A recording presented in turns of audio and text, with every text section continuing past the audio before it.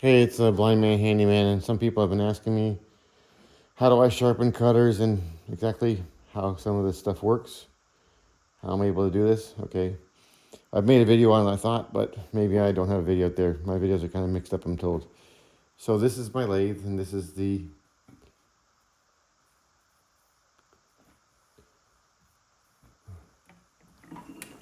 okay. This here is one of the. Well, we're still not on the right spot yet. Okay, this is one of my cutters here. This is a hitch car system, and this is my tool rest. Okay, the old tool rest used high-speed steel. These are carbide inserts, and they have a special coating on them. Now, when this is cutting, I have the coolant here pouring on it, but the coolant is for the metal, not really for the cutter, because how do you get coolant up in between this here when it's jabbed into a piece of steel? You're cooling the metal down so that as this is cutting into metal, it's cutting into cold metal, which keeps this tool cold. And you have to have your speed and feed rate right, because if you're going too fast, too fast isn't always so much an issue. It's when you go too slow. The metal is coming down, hitting here, and when it's hitting it, the metal as it's cutting, it's turning red hot. So if you can cut through that metal quick enough, you're always going into new steel, and the heat of where it's getting hot is over here now so this cutter doesn't actually get hot really. You'll get combined heat that keeps happening because as you're cutting and this is happening, the part you're cutting gets warmer, so you got to keep that cool. But the lubricant really doesn't lubricate this cutter. You're actually cutting underneath it. You're just keeping the metal at a constant temperature. Now there's a ceramic kind of coating on these that's special. So and there's another tool over here. It's called the boring bar. Where are you at? No, this is not the boring bar. This is the parting tool. This here cuts chunks of metal off. So there's the round piece right here that you see my handles into. So this goes in here and it cuts it off. And what's kind of tricky about this thing is when you're cutting and you're cutting with this parting tool, not so bad with the other cutters, but this one here is the surface speed. So right now, this here is probably 6 inches above round, we'll say. So 1,000 RPMs is a 500 feet a minute, okay? Because it's the circumference and you time it. So by the time you get into the middle here, now you're looking at 3 inches, so you cut that in half. So now you're looking at 250 RPM. So now your speed and feed rate has to change. So that's how I broke this cutter, because the speed and feed rate, and it basically welded itself to it, and I broke the bar.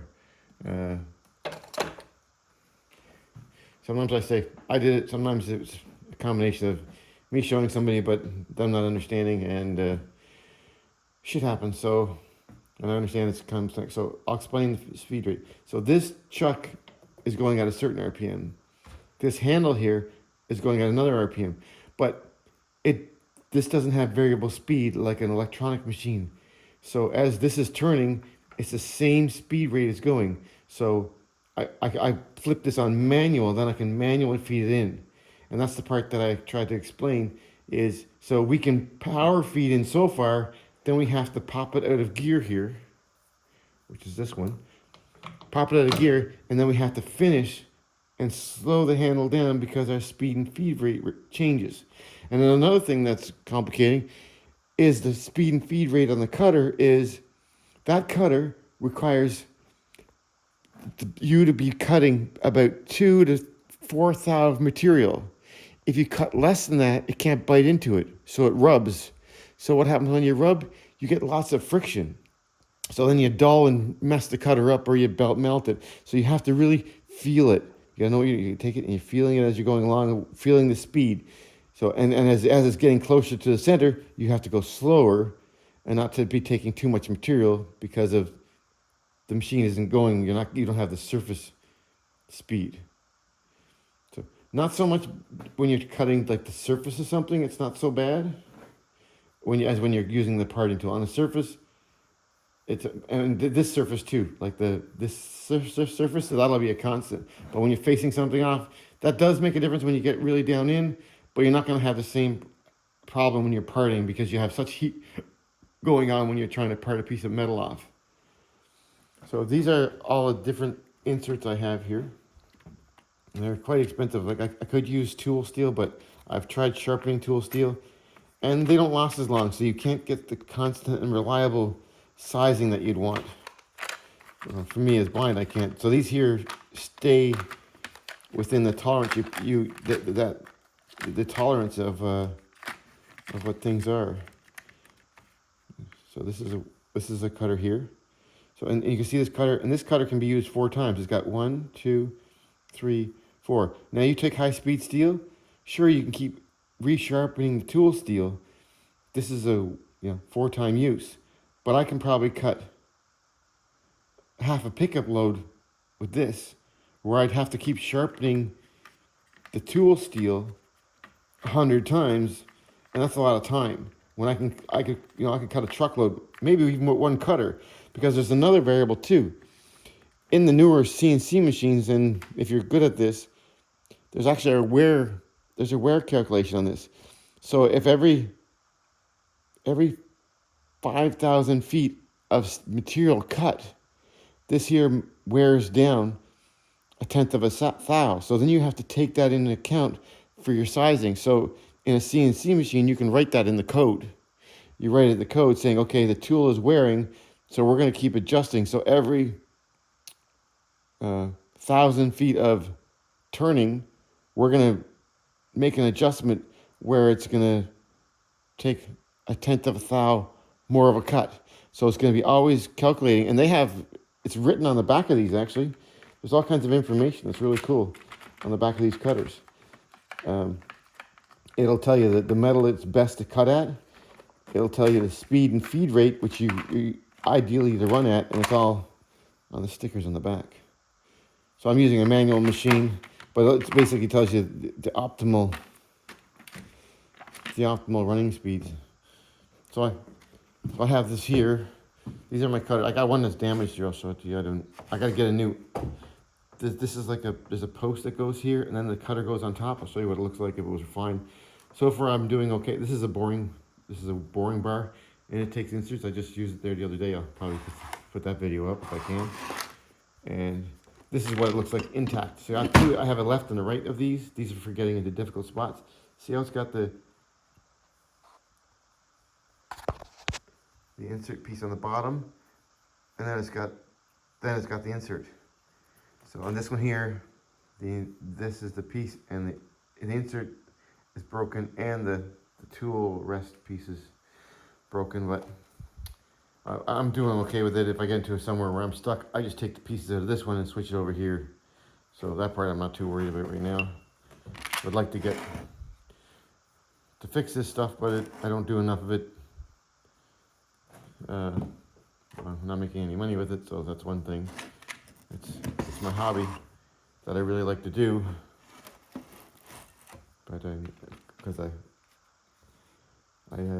enjoy inventing and making stuff, and to make and invent what I make, I could make it out of wood, but it would never last. At least the time that I'm spending making it with steel, I know it's going to last.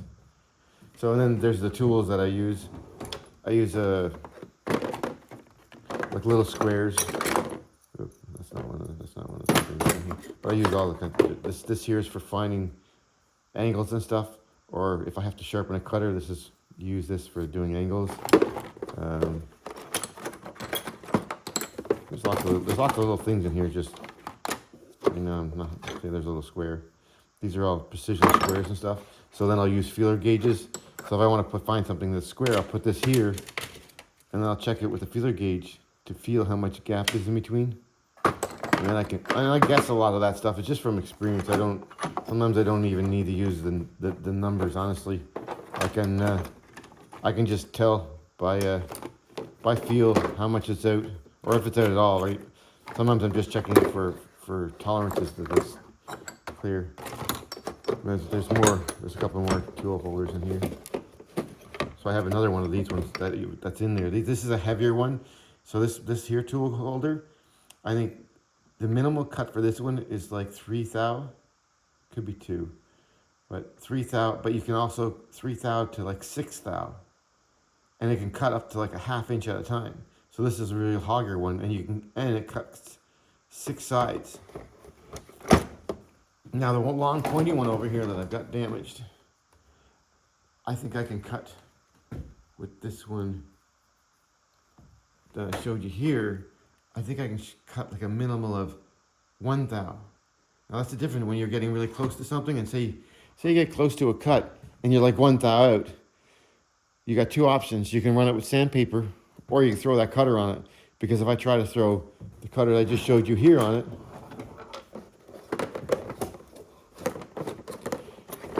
the cutting edge isn't that fine of a cutting edge on it.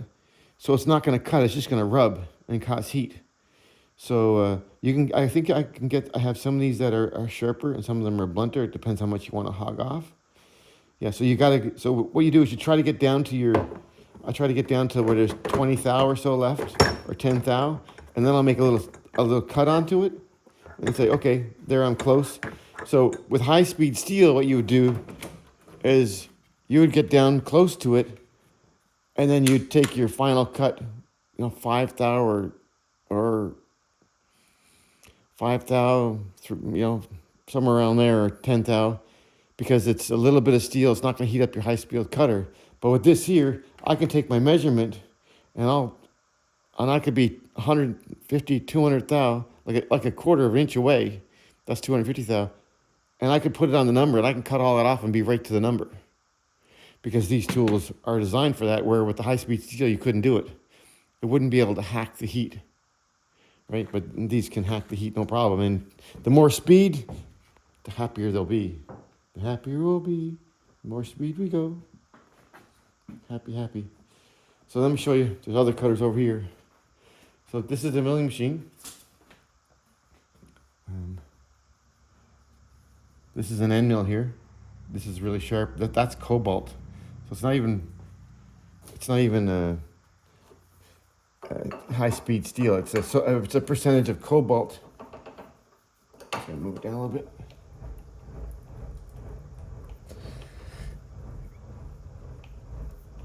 It's a percentage of steel and high-speed steel and cobalt. So it's really brittle. You can drop this on the ground and you can break them. Now I have a fly cutter, which is right there, and that takes inserts as well. You can use an end mill to cut, but you can also use this as a fly cutter. So this here has these inserts, and you can fly it off. And this one here can do a 45. See how it does a 45 edge? But you can also do a flat edge. So this is like a multi-purpose one. I got this one so that I could bevel the edge on a 45 and cut it flat. So it works out as this can cut 3 inches at a time. I've cut in 3 inches and probably 3/8 of an inch to cut.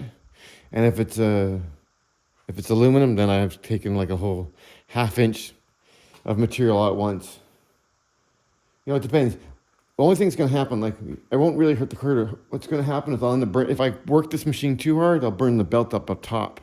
You don't want to do that. I know. I've been in a couple of machine shops, and the guys are trying to take way. They had the speed and feed wrong. So this machine here, it has automatic feed. So you have these little motors here. Sometimes you might see me use them, and I just guess at the speed and feed because they just have percentages. So this turns in, and it locks the handle. So then the motor will go and it'll spin. So I just estimate the speed and feed with my finger and experience. I can tell by the sound it's making, and I can check the chips that are coming off, and I can feel, okay, that's within reason. Well, that was plastic I was cutting last time. So these here chips here, well, that's just plastic, but you'll take the little chips and you say, okay, I'm cutting. These are rolled up too, so that's a little bit hard to tell. But okay, that chip there, that feels like about 10 thou of a chip where it's rolled up. Okay, so you estimate. So that cutter, now that's too much for this cutter, honestly, a 10 thou, but it's plastic. So for this cutter here, I'm looking at, I'd want about 2/1000 of an inch to 3 thou. somewhere around. That's the meat I'd want to be taking off without working it too hard. Now, if I want to work it harder and take a big cut,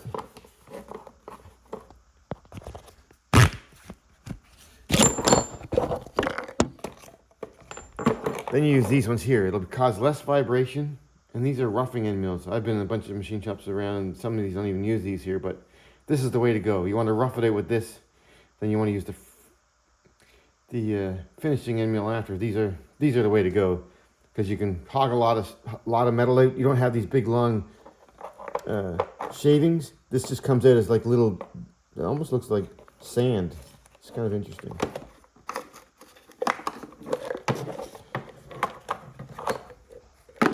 And I use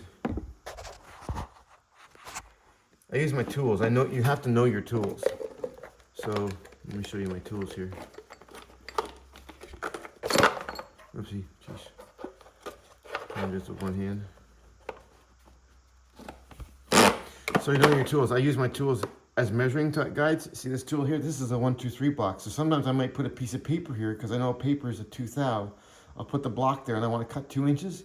I'll put a piece of paper on it, and when the cutter touches the paper, then I know that that's then I'm 2 inches away. So if I want to make a 2-inch cut, I will put this there, or I want to make a 1-inch cut, or I want to make a 3-inch cut. Or maybe I want to make 6 inches or 4 inches, I can just stack them. So I can stack them, and then I can also use, I have other pieces of metal in here that I know the exact thicknesses of. See? Those are 1/8 of an inch. Actually, I forget what these are. I think these are 1/2 inch, but I'm not sure. I just have to, I'm a little bit frustrated right now. Sometimes things don't come to me. So then I'll use these blocks anyway with a piece of paper, and you can look at them. None of them are scratched or hurt, and I do it all the time. It's because I put that piece of paper, and as soon as that piece of paper touches, then these don't get hurt. And these are perfect blocks. Well, that's what they're called, 1, 2, 3 blocks. And then I can use and these are parallel bars here. And these are all, they're precision as well. Okay, so I can use those to touch off and figure out the hole that I want to do. And then also, if I want to figure something out, so let me show you here. So I will, let's get that out of the way. So I'll go here, and then if I move this all the way up, and then I'll show you. Let's get a block here. So I'll put this block right here.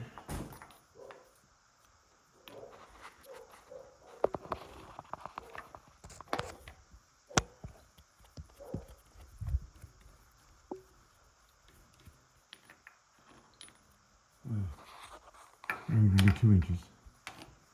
Okay, 2 inches are more realistic.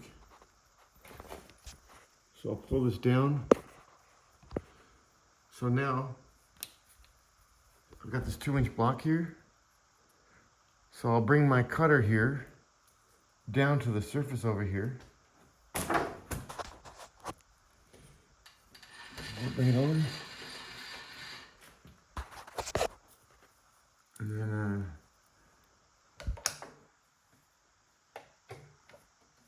block is on.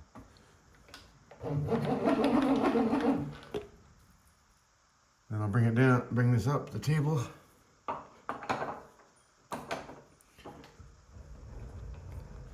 We'll imagine, okay, because I don't want to bring it down and hit anything. So we'll imagine that it's, oh, I want to imagine. Use another block. Give you a better example. So I've got my 2-inch block here.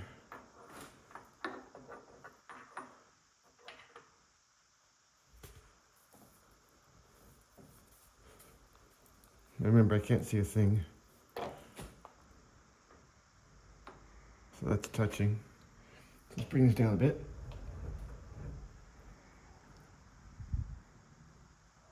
So see how that block goes underneath? There's a bit of space there. So we'll bring it up a little bit. Did I lose the block? Oh, I lost the block, didn't I? My block. Okay, we'll just grab another one. Pick it up after. I'm not really dressed for this. Someone asked me a question and I wanted to show. All these blocks are all oily. I'm in the wrong spot here. Okay, we're touching there, so I gotta lower it down a tiny bit more.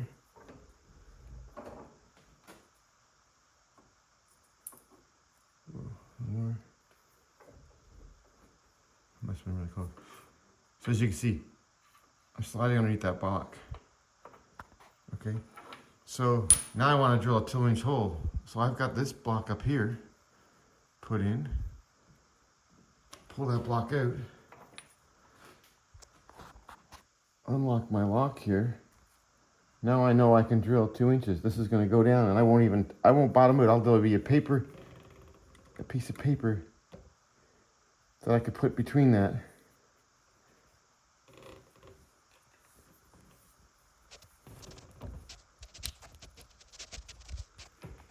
Right there, bet you that's not even touching. But it's really, really close. And that's how I gauge things, by using my blocks and using my tools the best way I know how, but being blind. So that's how I would get a 2-inch hole. Now, I'm higher up now because I'm not with my block here. You can also get gauge blocks, and that's a whole set of blocks that are specifically sized. So let's bring this back down again.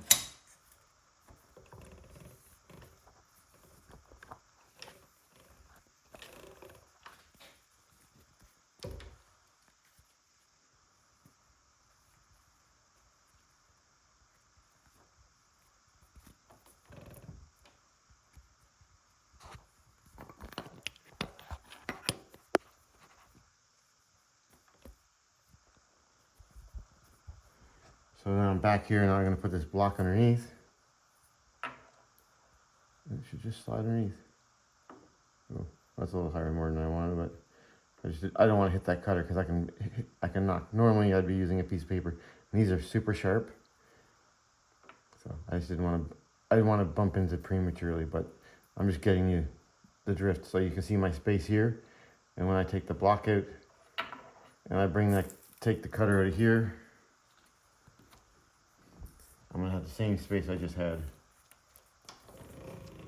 between my vise and that. So that's how I do that. And then I have this tool here. This here helps me drill evenly spaced holes, so I can chuck stuff in here. And I can do a bolt pattern of 6 or 8 holes. There's discs that it can go on, or I can cut keyways. So this is called an indexing table, and it has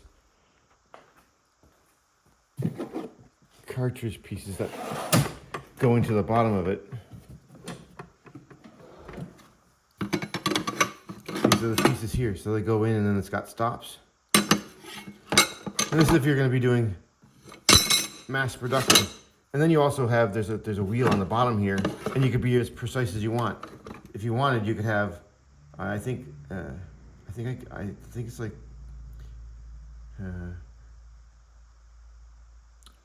2,600 spaces or something. I don't know, I can't remember, but you can do a lot of, so you could take see how this here piece here has,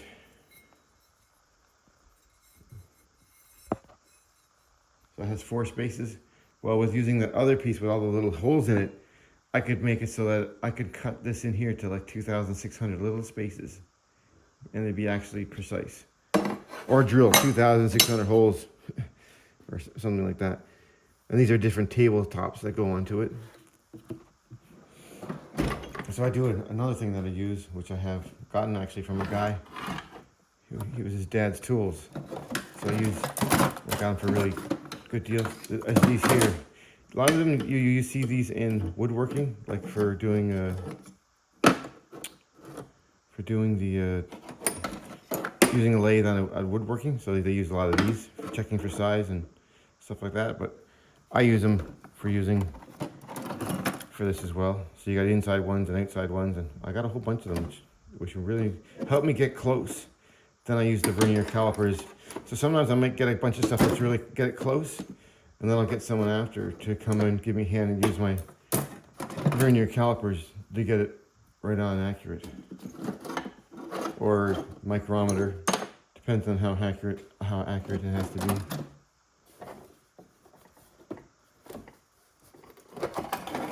And these are drill bits. They only go up to 1 inch, from 9/16 to 1 inch. So this is my little Carta thingamajiggies.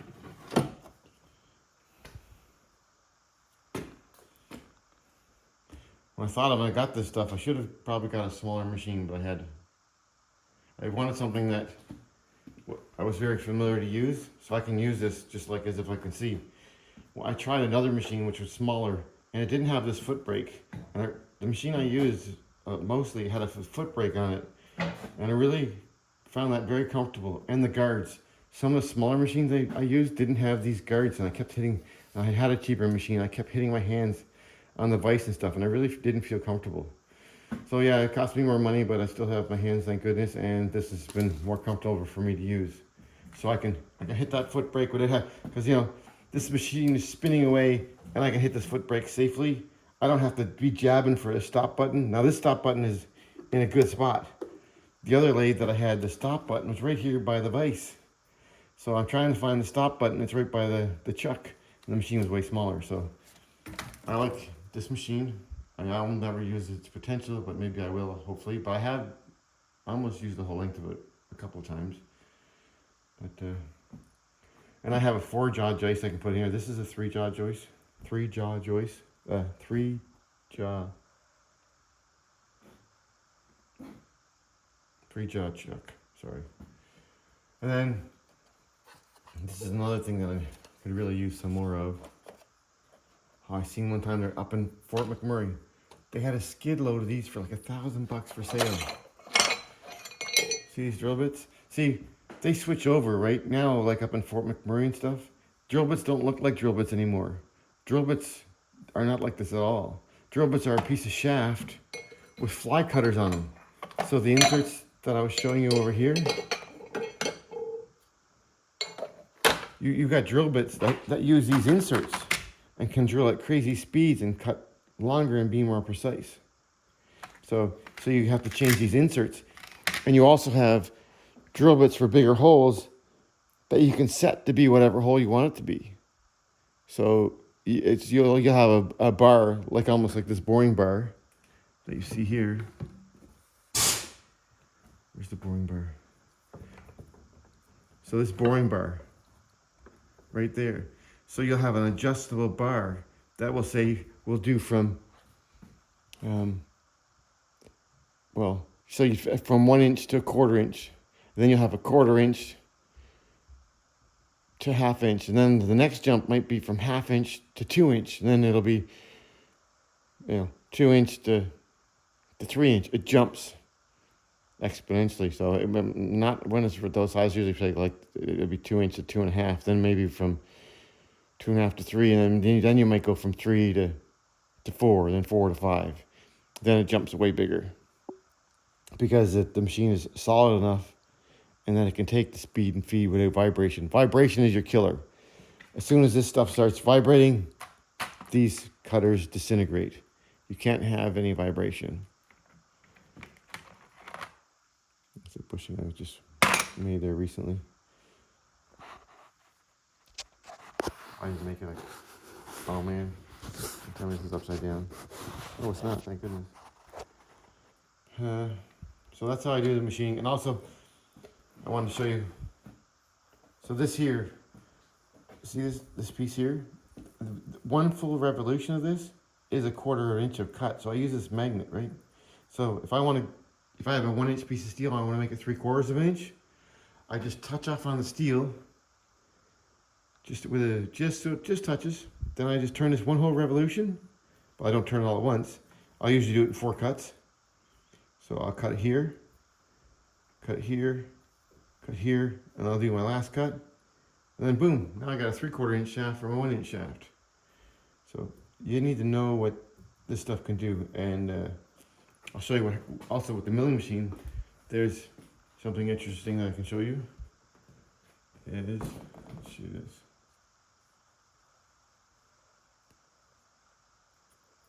Okay, so this is my 1, 2, 3 block here, right there. See my 1, 2, 3 block? I got a little bit of space there. Actually, I'll be even bring a little closer.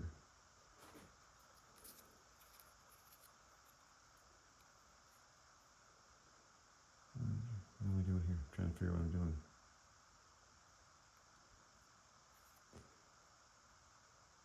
Okay. Let's put this block in here. I'm trying to show you something that's pretty cool.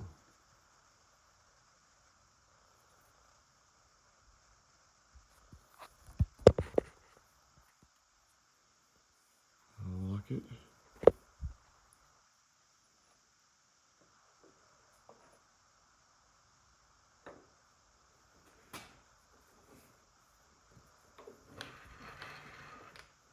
See my table here. So we'll bring this up a little bit higher. So I just moved to 25 thou. So another 25 thou. Another 0.25 thou.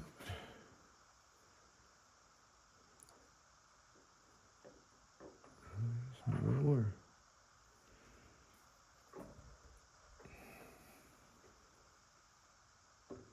Oh, so we're hitting now, see that? So I'm gonna back it down.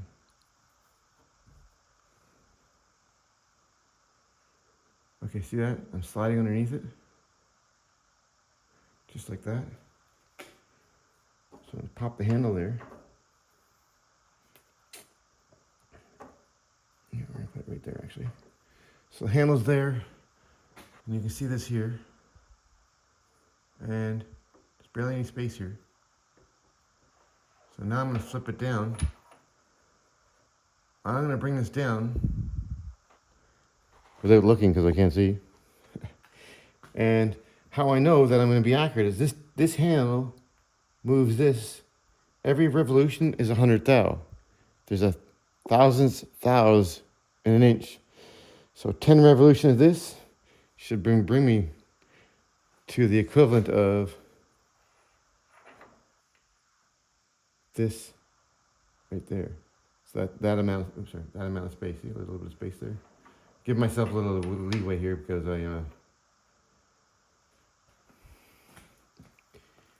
So another thing that I would do to be more accurate, I would put a magnet on here, but we're not going to put a magnet because I am using the handle angle. So it's a 90-degree angle. It's a straight up and down, horizontally. So let's turn the handle. So I'm gonna go 1, 2, 3, 4, 5, 6, 7, 8, 9, and hopefully heck I didn't hit anything. 10. So yeah, we're about up and down, close. I know. See? I got a little more space there because I was a little nervous. But my handle isn't exactly where it was. To put my handle exactly where it was, I'd have to go about there. And then I should have exactly so it's pretty close. So that's how I do that stuff. I would have put a magnet on here to do it exact.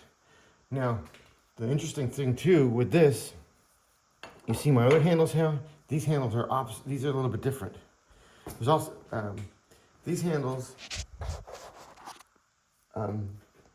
If I go 10 revolutions on this handle, I'm actually going to go 2 inches, and I'll show you how we're going to figure that out. Because this block is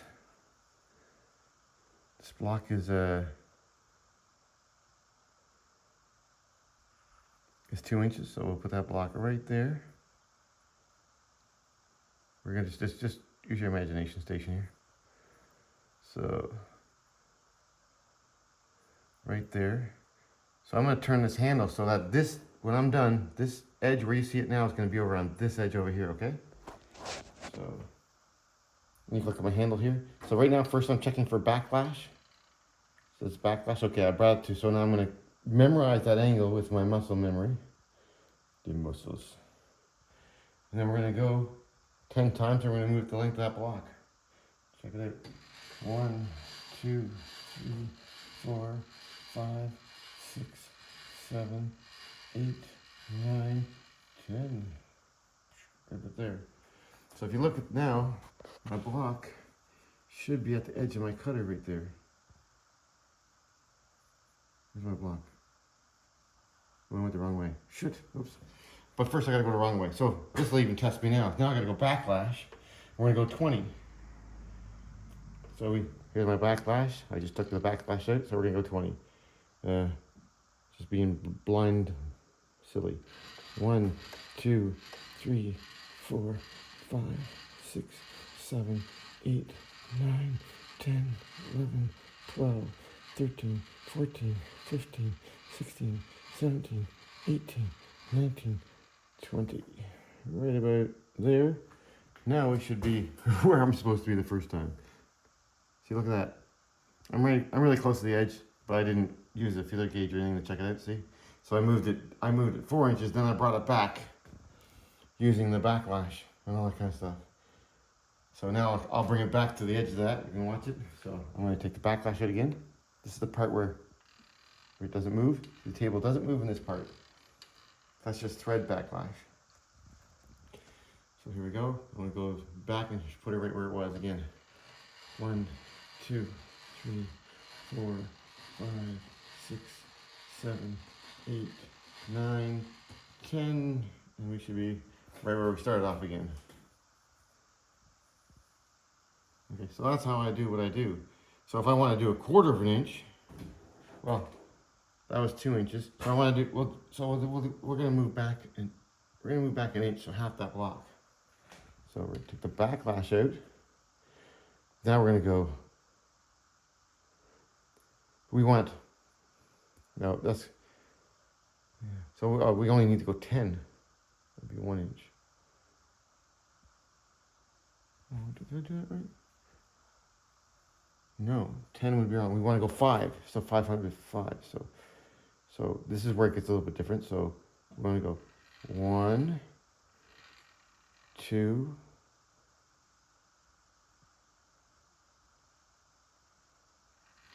3, 4, 5. Okay, so I should be half the block now. And you can see I'm half the block. So if I want to do a 1/2 inch, I have to just estimate as things. So I'm taking backlash out.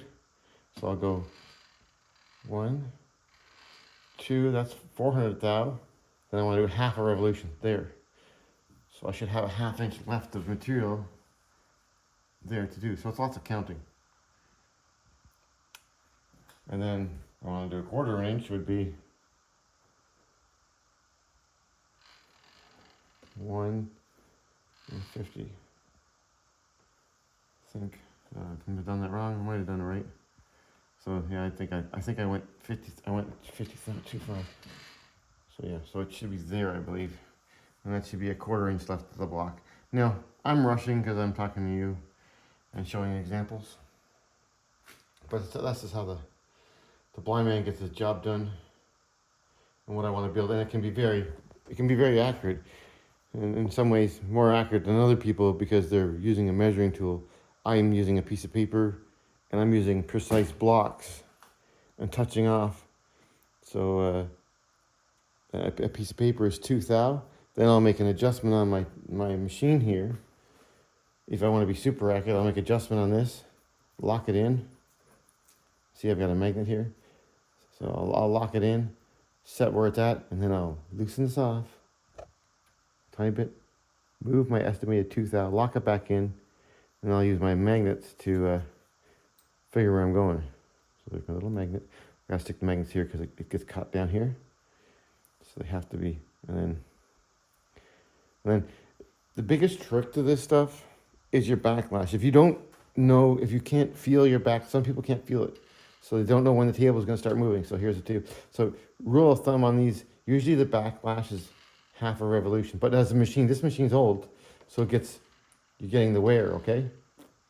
So I'll just give you a little bit more. And that's the backlash is before the table moves. See the table now? Moving the handle, no movement. So then I move a tiny bit more, boom, table moves. So that's the backlash covering. And then speed, that's all just me knowing the machine and feeling like, because there's a forward reverse here. And just feeling it more than anything. I don't really need to, I did enough machining when I could see to feel it all, know when I'm in trouble and when something's gonna break. You know, it's you know, some of these cutters I've had for years. And most of the time what breaks my cutters is me dropping them, not forcing and also keeping the feed rate. So as I'm cutting, I'm keeping that constant movement. So when I'm feeding, I'm using my power feed here, which is going, you know, it's constantly feeding at a certain rate. So I'm cutting material. So I'm not cutting in too much, overloading it and working it, and slowing the machine down, because this is a belt drive, it's not a gear drive system. So if I go too fast and I'm working it too hard, the cutter slows down. So then I'm actually changing how much material I'm taking off. So you got to listen to your machine, feel it, and say, this is my feed. I can feel it in my hand. I feel it. I can hear the sounds. I feel it all. For me, it's all feel. So I'm keeping that constant. So if I can control my feed slow. Actually, they say this is actually one of the most inaccurate way to do it. But you should actually always, they say, if you can, use the speed and feed. But for me, because that's what ruins cutters actually, is if you doing it by hand, doing this by hand. But I find myself being blind. I do use this, but for certain jobs, I'll get the feel of it. I'll use this here and I'll dial it in. But I'll just feel things. I'll just do a cut, just a little bit of a cut. Feel it, feel how it's coming off. I'll check my shavings, and then I'll turn my dial on here, and then I'll adjust my feed. Actually, I can show you how it works a little bit.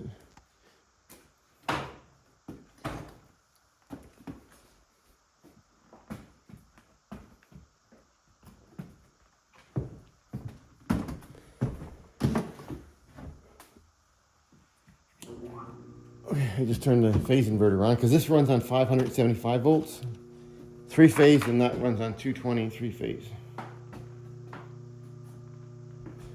So let's go over here. The only thing is I got to make sure my cutter doesn't run into anything, so I don't want to break it. Let's pull my block out. Ugh.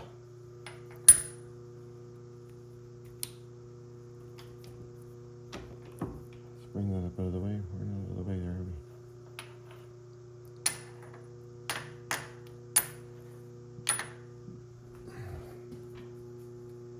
I turn the handle in so it doesn't bang my leg. Sometimes it gets in the way, but you can usually turn the handle enough for a backlash to. Okay, I think I might be hitting something over here.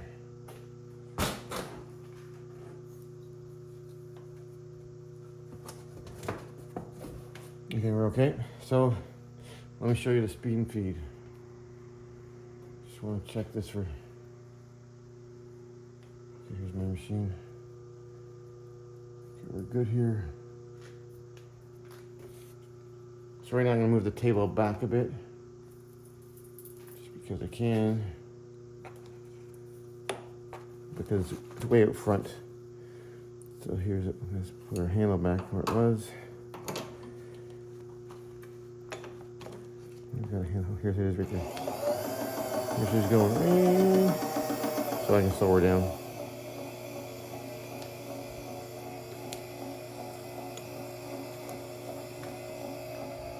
I'm sure I can see how close it is to the back here. I got a bit of ways to go.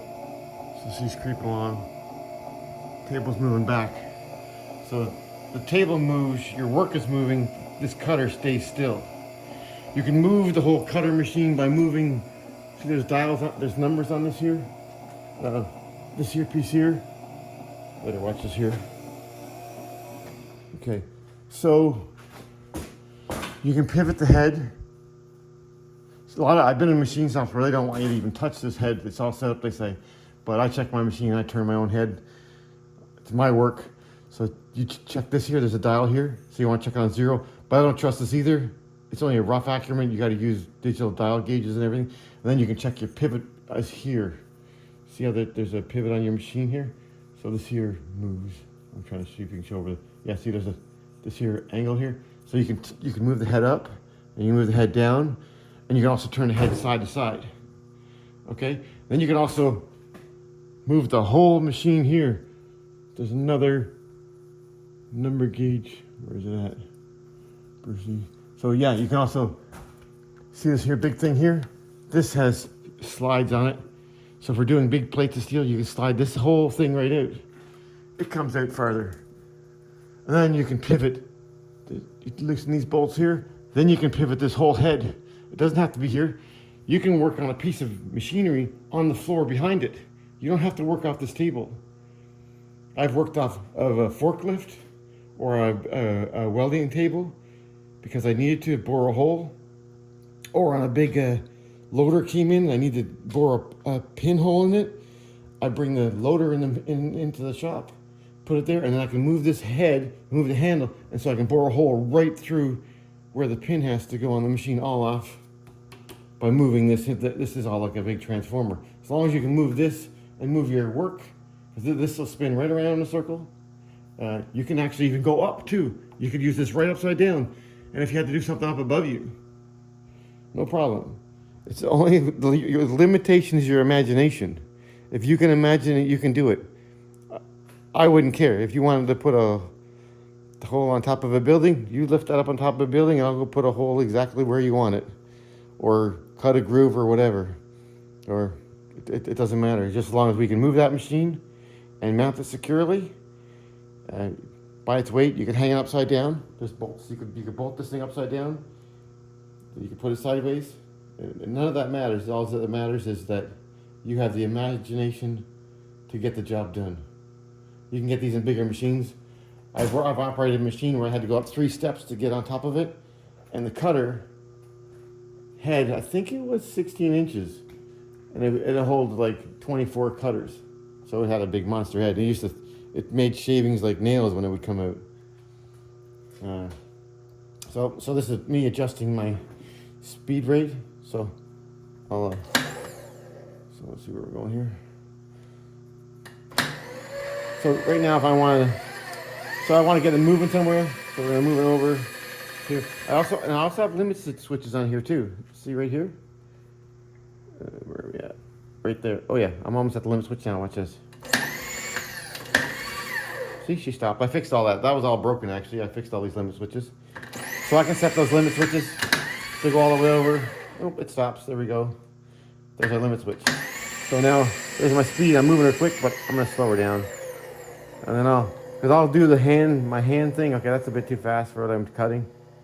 I'll say, okay, that's a good feed rate because I felt it. I'm cutting it.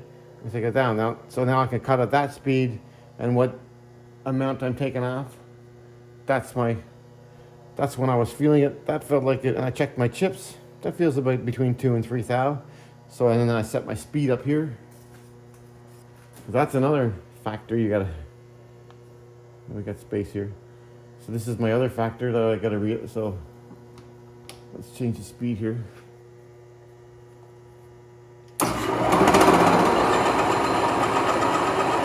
Oh, so right now that's the wrong direction. So we also gotta check direction. So now let's flick it the other way. So for that size of cutter, that's a bit slow. So we'll just speed up a bit.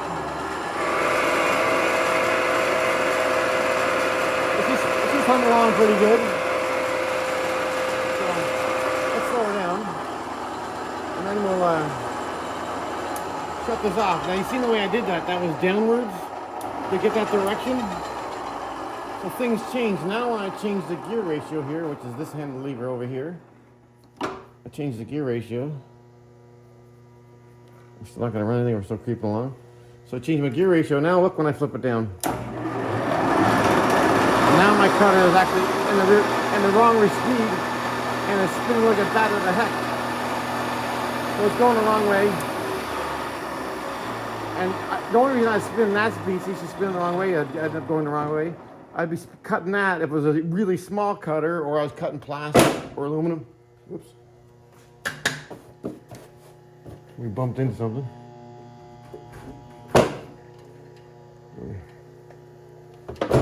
There we go. We're going. Okay. So we're going back now. So then now to get the right speed, I would turn. And now we're flying. We can control that down. We can slow her down. So you'd want that on a really low cutter, or if you're flying fast. So I've slowed her down now. So right now that's a decent speed. If I was cutting aluminum, that's what I'd probably want to be flying at. And well, I'd probably want to go a little faster than that. Yeah, so that's about what feet I'd be doing, and doing about a 1/4 inch of a cut. And I check my table here and I feel it. This is where I check it. I check the feed. I feel right here. So I'm feeling how fast the material is going through. And then I estimate it all. To me, it's just what I do to get stuff done.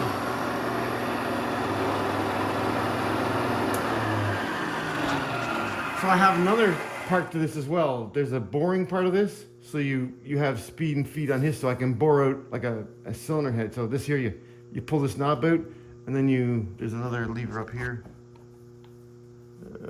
This one here, you flick that one over. So then that engages a set of gears to run my boring part, and that controls this.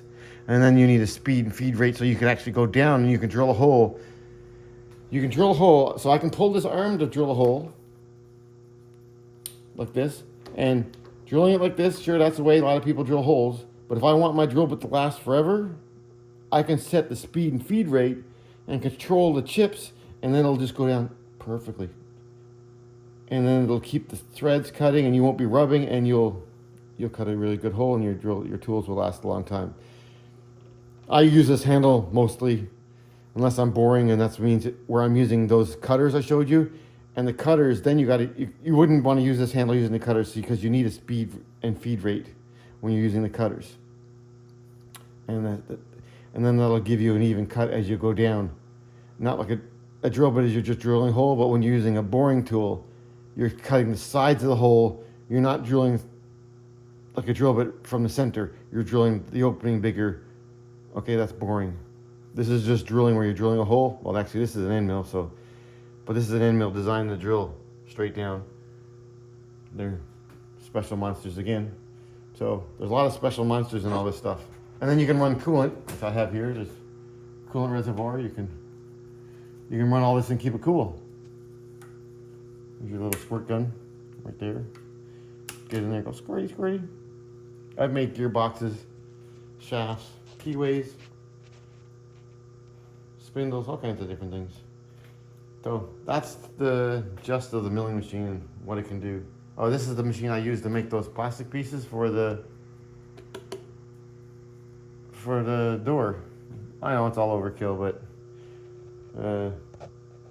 keeps my mind healthy. So now we're getting over to the lathe here. A couple things I can show you on that. Oops.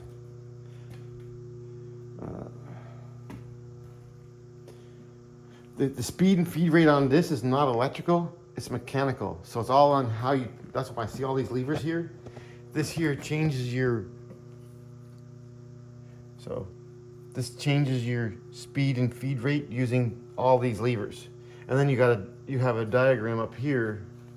Where is that? These are all numbers, which if you read the alphabetical numbers, then you can change your speed and feed rate for cutting threads. So you can do all kinds of different threads. You can make up your own thread pattern pretty well. And make up your own bolts.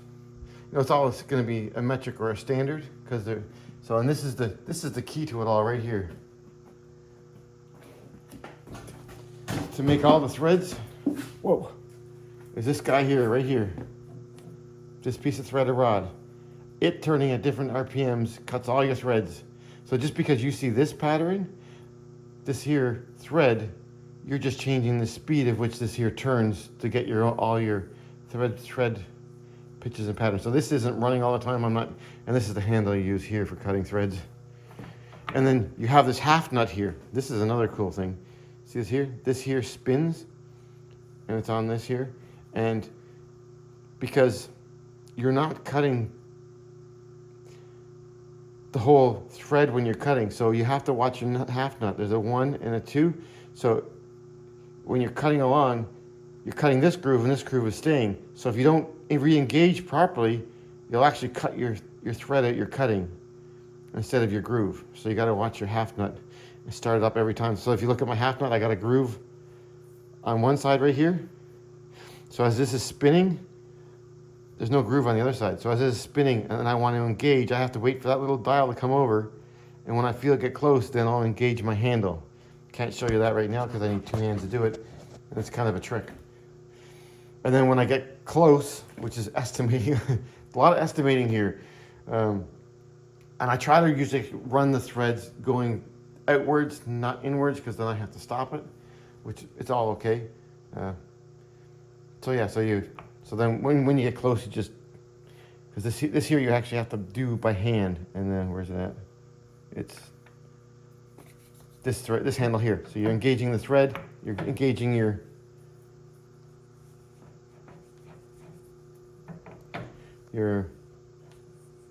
all your cutting for that. I can't show you how that works. So and then this one here, this is your feed. So see how this handle is right now? So I have stops down here, which I use.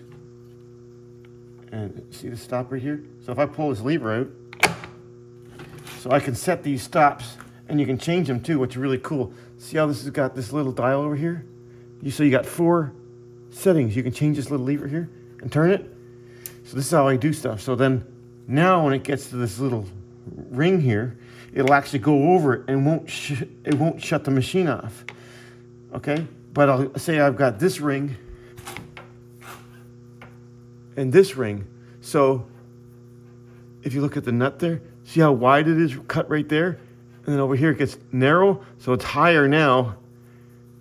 And when it's lower here, it passes right over it without clicking the lock off.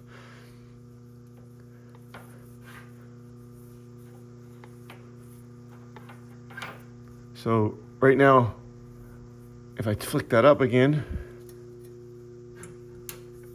now I'm at the point where it's high, and when I get down here, it's gonna pop the lock off. These are just, so sometimes I might have 2 or 3 of these set up. So setting up is the whole crucial thing. So I'll have these set up and I'll have them set up at different settings. So I'll turn the knob and then maybe I'm gonna do a step or do something like that. So I use all these little stops. Now, I have all my 4 stops put down on this end because I get creative sometimes, but I had to take this bar off because it got stuck there because I haven't been doing really long stuff. Let's see. I'll smooth this out of the way a little bit. So, pull that down.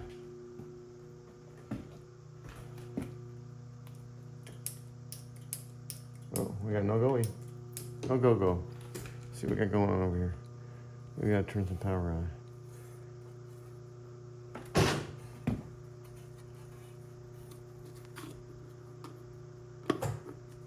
Now we got go-go juice. So we're flying along. So right now, see, this is my feed. I'm going in. So we're going in right now towards the chuck. Let's pop that up. So, and then now I got her going in. And if I hit this stop down here, where she's at, right there, boom, she locks out. So now, if I want to change and then have this handle turning, so this here would be on power feed, I just flick this up here. Now but there's no stop on this one, so you gotta be really careful. So now you use that handle. Now I'm feeding in on the face, and that's going in. Now I can change the direction and all that stuff. By going over here to this little guy. Where are you, little guy? This one here. So, and if you wanted, I know it's in gear, but normally you would hit jog, which is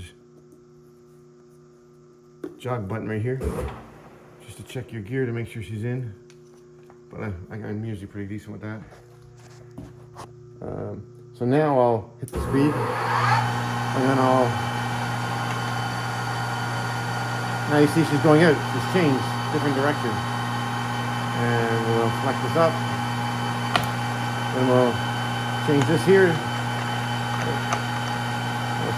Let's put that down for a second.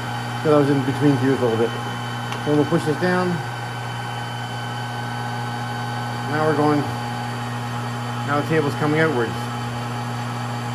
This is called the saddle. And as you can see right now, this isn't turning. I don't have that running. I just leave that off. Because that's a whole nother, I can turn it all on and use it, but it's no sense to have this spinning when I'm not cutting threads. Sometimes you'll go into the machine shop and you'll see this turning all the time. There's no need of it. You shouldn't really have that turning if you're not using it. But every machine shop I've been into, I always find it running because it's not a part of the feed. I guess some people don't understand how the machine works. I don't know, but the feed is in the gearbox. See, right there. This is a gearbox in here. So this is controlling your saddle.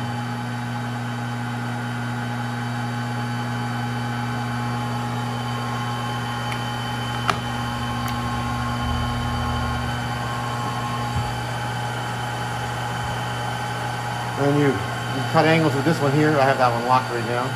You can spin this all the way around. So that's where my nice foot pedal comes in. So this here, there's bolts here. You can loosen this. Your tool arrestor. They don't like, yeah, but it's right underneath there usually. Yeah, right underneath there. There's one there. One down here. Right there. And you have to open this up, and then the next one is down underneath in here. So you have to take this off and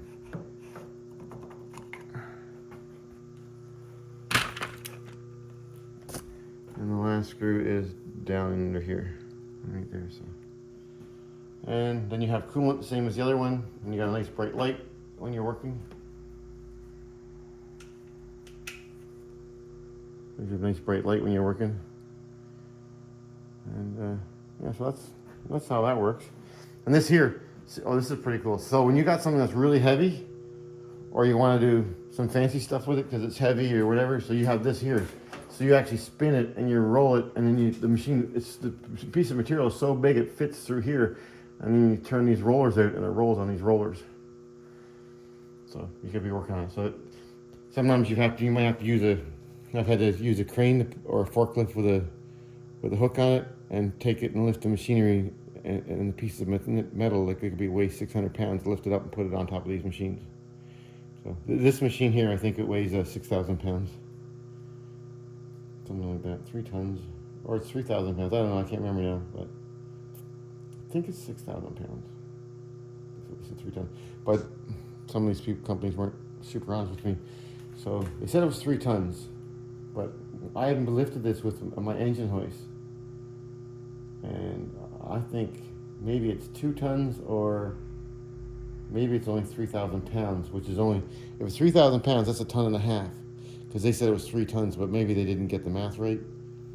Because if it was 1,000 kilograms or 3,000 kilograms, that would be 3 metric tons. But if they thought it was 3,000 pounds is 2,000 pounds in a ton. So 1,000 pounds would only make it 1.5 tons. So yeah. So sometimes people make a mistake on that, but I've had to. Where the machine shops I worked at, we had to use metric and standard. So yeah, you had to know both, because a lot of our work was done in the States, and then in the States was, back in the 90s, was standard. Probably still some of it is, and some of the stuff in England is standard. 2.5 inches.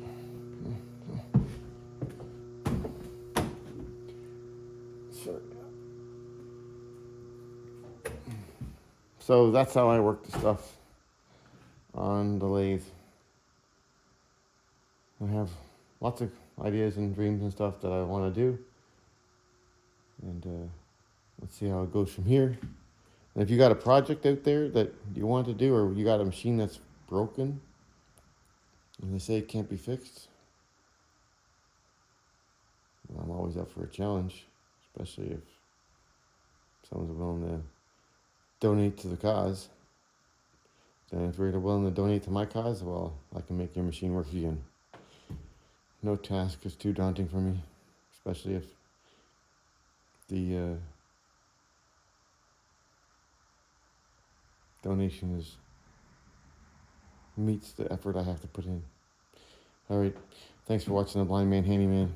You guys have a beautiful day, evening.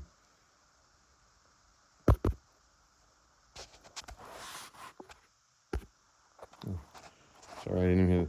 So yeah, thanks for watching, subscribing, and hopefully one of these days I'll get it set up. Then if anybody wants to help me, I certainly really appreciate it, because I really believe in the gold mining project that I'm working on. That's going to be cool. So, stop this again.